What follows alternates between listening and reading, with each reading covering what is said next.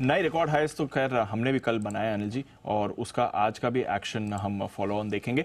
But उससे पहले, क्योंकि कल जो बड़ा एक्शन अमेरिका में हुआ, उससे एक बार आपसे जानना चाहूंगा। पहले तो ये फेड क्या कह रहा है, क्योंकि 3-4 महीने तक तो फेड कह रहा था कि 3 बार रेट कट होंगे इस साल, बड़े कॉन्फिडेंटली पावल साहब कह रहे थे 3 बार होंगे, अब वो 3 से 1 हो गया सर। अच्छा, मजे की बात, मार्च में 3 कह रहे थे।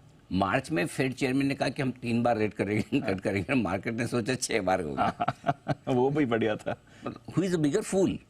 सवाल ये है ना, बेवकूफ तो दोनों ही नजर आ रहे हैं हम, लेकिन बड़ा कौन है जो 3 बोल रहा है और 3 बोलने के बाद अब 1 बोल रहा है वो, या जो 6 बोल रहा है, 6 बोलने के बाद अब सोचा कि 2। अच्छा, बाय द वे कल क्या हुआ पहले वो बता दूं ताकि बाद में विश्लेषण आसानी से हो जाए। तो फेड चेयरमैन ने ब्याज दरें स्थिर रखी है, पहली बात। दूसरी बात, उन्होंने कहा कि महंगाई अभी भी हमारे टारगेट के ऊपर है, वहाँ चिंता है, अभी तक कम नहीं आ रही। तीसरा, इस साल सिर्फ 1 कट वो देख रहे हैं, बस ये 3 खास बातें उनकी तरफ से थी। ठीक है, अब आइए इसका मतलब क्या। जैसा आपने कहा मार्च में उन्होंने 3 बार के संकेत दिए, 3 बार के संकेत से वो अब जून में आते आते संकेत उन्होंने 1 कट का कर दिया। करेक्ट। मार्केट जब उन्होंने 3 संकेत दिए, मार्केट ने 6 मान लिए। अब आज भी जब उन्होंने संकेत 1 का दिया, तब भी मार्केट 2 तो मानकर चल रहा है अभी भी। ठीक है, इसी वजह से बाजार कम गिरा जोर से। लेकिन जैसे ही ये खबर आई कि भाई वो 1 ही रेट कट होगा, जोर से घटा, लेकिन धीरे धीरे बाजार को समझ में आया कि 1 नहीं 2 होगा।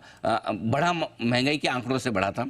बेसिकली जैसे महंगाई के आंकड़े आए तो कल 2 बड़ी इवेंट थी, एक महंगाई के आंकड़े भी आए और दूसरी फेड के। तो महंगाई के आंकड़ों के बाद अमेरिकी बाजार तेजी से भागे और उसके बाद फेड की मीटिंग के बाद घटे। पहले मैं फेड की मीटिंग का चूंकि डिस्कशन कर रहा हूँ वो कंप्लीट कर लूँ, तो अभी भी 2 रेट कट की उम्मीद अमेरिका में कायम है बॉन्ड मार्केट की तरफ से। और जो अब नेक्स्ट मीटिंग है उसमें सितंबर की मीटिंग में 58% लोग मांग, जुलाई है लेकिन सितंबर उसकी इंपॉर्टेंट वैल्यू नहीं है, इसमें नहीं होगा। सितंबर में अब लोग 58% लोग अमेरिका में ये मान के चल रहे हैं कि ब्याज दरें घटने का चांस है। ये अब आइए, अमेरिकी बाजार कल जोर से उछले क्यों थे? उछले इसलिए थे कि महंगाई के जो आंकड़े आए अमेरिका में वो काफी मजबूत थे। 3.4% की उम्मीद थी, आई 3.3%, 10 बेसिस पॉइंट कम आई, बाजार खुश हो गए। 3.5% की कोर महंगाई दर की उम्मीद थी और आई 3.4 बेसिस पॉइंट, यहाँ भी 10 बेसिस पॉइंट घट कर आई, उम्मीद से ज़्यादा कम होकर आई। ये दोनों चीज़ें ऐसी थी जिससे अमेरिकी बाजार मजबूत हो गए।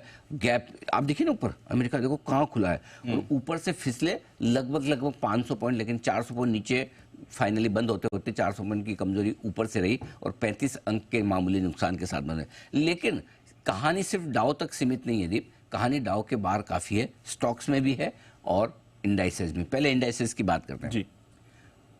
नैस्डैक रिकॉर्ड हाई, S&P 500 फिर से रिकॉर्ड हाई। तो डाउ को छोड़कर ब्रॉडर मार्केट में कोई समस्या नहीं है। और नैस्डैक के रिकॉर्ड बनाने के पीछे एप्पल का शेयर है। कल फिर से एप्पल का शेयर तीसरी पायदान से पहली पायदान पर पहुंचा। सीधा एनवीडिया पीछे, माइक्रोसॉफ्ट पीछे, इंट्राडे में नंबर 1। बंद होते थे माइक्रोसॉफ्ट के बिल्कुल नजदीक जाकर थोड़ा सा नीचे बंद हुआ, क्लोज नंबर 2। यानी कि एप्पल ने पिछले 2 दिनों में 10% की तेजी दिखा दी है।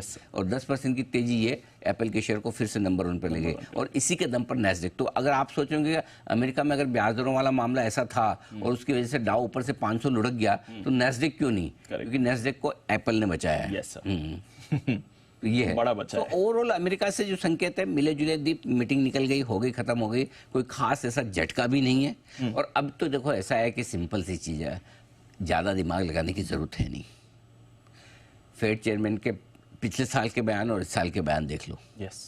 पिछले साल का अनुमान और इस साल का अनुमान देख लो। इस साल की शुरुआत का देख लो और 6 महीने का बाद का देख लो। तो एक्चुअली सही बात तो है कि उनको कुछ नहीं पता जी। ये तो बात सही है। ये बात 100% तो कुछ नहीं पता। अच्छा, और ये बार बार हर मीटिंग में प्रूव भी करते रहते कि मुझे कुछ नहीं पता। इसलिए लेकिन चूंकि मीटिंग करनी है, आना है, बताना है, तो वो बताते हैं हर बार की।